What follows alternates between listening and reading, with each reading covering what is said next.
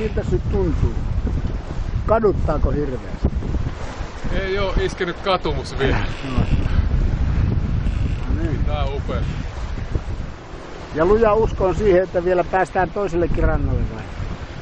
Joo. No niin, hyvä. Tuolla se jossain on. Saadaanhan nähdä vielä. Joo. Tässä ollaan purjeita kiristelty ja tarkoitus on, että 13. päivä ollaan Hortassa, Cafe Peter Sportissa. Tarjon kahvit, sen jälkeen mennään hyvään ravintolaan syömään. No niin, Se on hyvä. tallennut nyt video.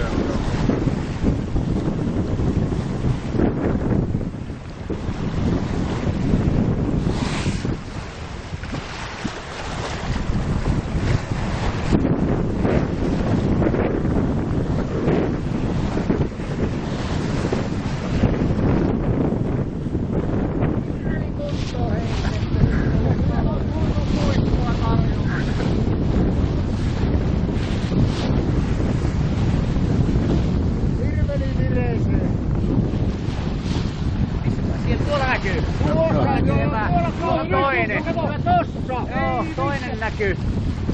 Oli ihan oikein, tällä puolella taisi olla.